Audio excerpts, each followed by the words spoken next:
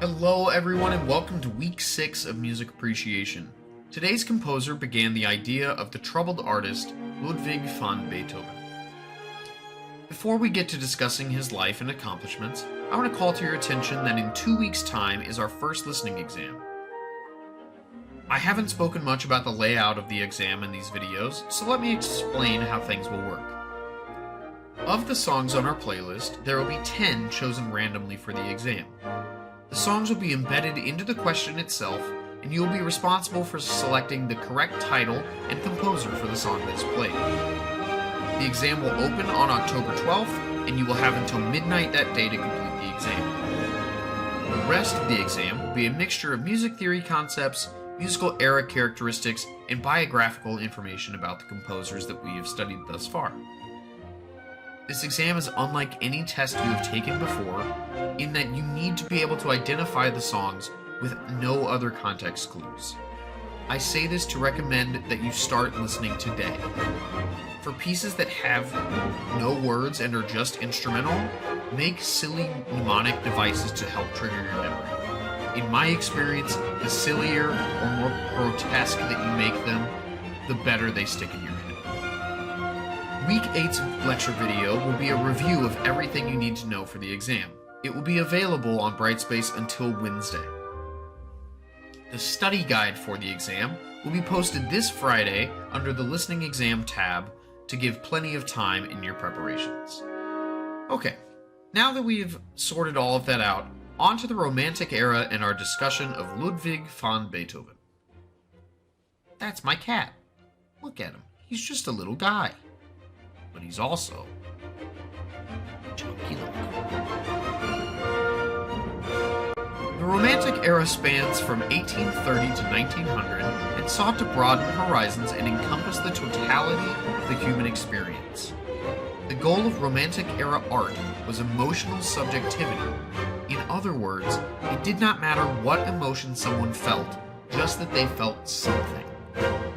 William Wordsworth, an English poet, said, "All good poetry is the spontaneous overflow of powerful feelings."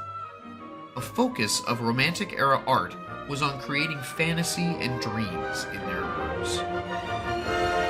The emphasis on fantasy and dreams was paired with an enthusiasm for chivalry and romance that was found in the medieval era. In architecture, there was a Gothic revival, leading to buildings such as the Parliament Building in London and Trinity Church in New York City. However, no source of inspiration had anything in the Romantic era close to nature. The physical world was seen as a source of consolation and as a mirror of the human heart. There was a newfound focus on landscape paintings, which was not done as often prior. There were some exceptionally talented composers during the Romantic era. Some such composers were Franz Schubert, Robert Schumann, Clara Weichschumann, Frédéric Chopin, Franz Liszt, Felix Mendelssohn, Fanny Hensel Mendelssohn, Hector Berlioz, Peter Ilyich Tchaikovsky, Bedřich Smetana, Antonin Dvorak, Johannes Brahms, Georges Bizet, Giuseppe Verdi, Giacomo Puccini, Richard Wagner, and Gustav Mahler. Ludwig van Beethoven did not begin as a Romantic-era composer, but did set the stage for all of these musicians to express themselves. This list is also nowhere near complete, as there are hundreds of prominent composers from this era, and on top of that, this list is still sorely lacking in terms of representation, though it is certainly better than the Classical era by a mile. As we continue out of the Classical era and into the Romantic, composers still wanted more and more personal expression in their works. This created an individuality of style or an unprecedented emphasis on self-expression. Tchaikovsky wrote about his Fourth Symphony, "There is not a bar which I have not truly felt and which is not an echo of my innermost feelings." This emphasis on expression led to new heights in terms of expressive aims and subject. Where classical composers could move between emotions within a movement or theme, Romantic-era composers could switch as often as they saw fit. This led to new and exaggerated swings and extremes of emotion. In the Romantic era, they weren't trying to be subtle in terms of expression. For example, you wouldn't say simply that you love someone, but that you cared for them so deeply that you would sooner throw yourself off a cliff than go a day without them. As there was an emphasis on the individual, there too came an emphasis on where those individuals belonged, and an unprecedented amount of nationalist movements in art and music took place.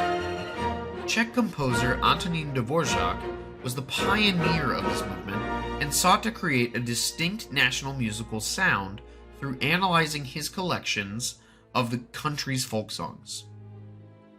Pieces that did not strictly adhere to this national musical identity were labeled as exoticist.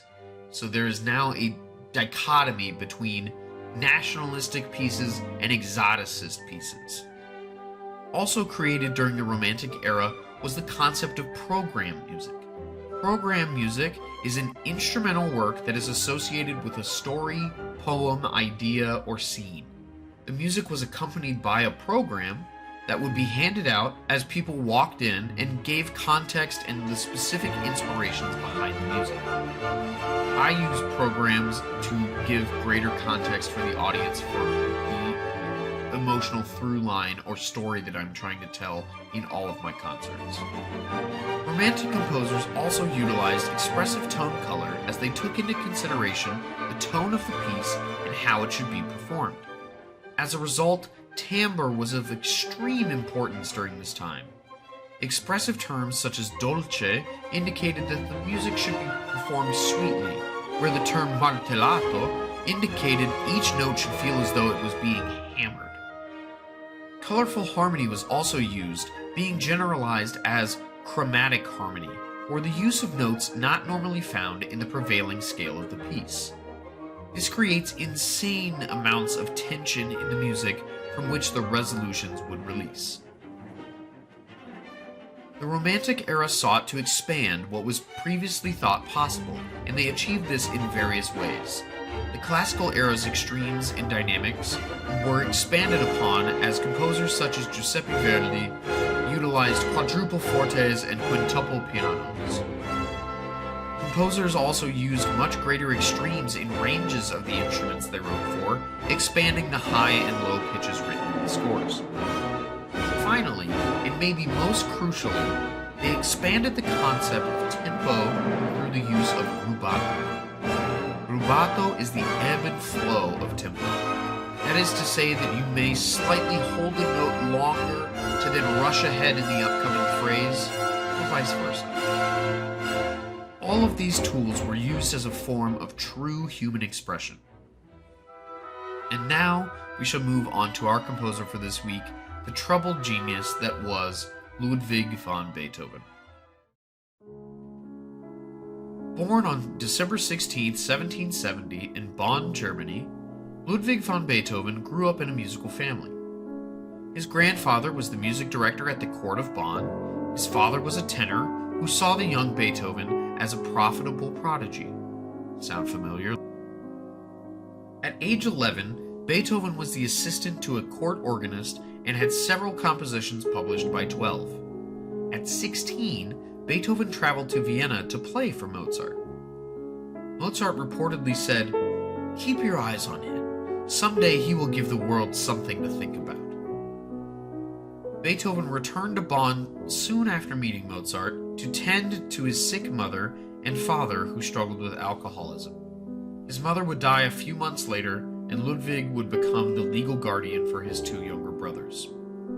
At 22, Beethoven traveled to Vienna to study with Franz Joseph Haydn. Beethoven would live in Vienna for the rest of his life.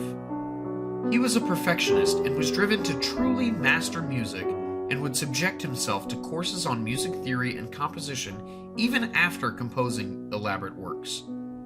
At age 29, Beethoven began losing his sense of hearing and would go fully deaf later in life. This caused him immense physical torment and greatly impacted his mental health. Beethoven is widely considered to be the first tortured artist. This was perpetuated by society from an event now known as the Heiligenstadt Testament. This was a letter written by Beethoven while he was in Heiligenstadt, and sent to his brother, in which he expressed his suicidal ideations. He said in this letter, "I would have ended my life. It was only my art that held me back. It seemed impossible to me to leave the world until I had brought forth all that I felt was within me."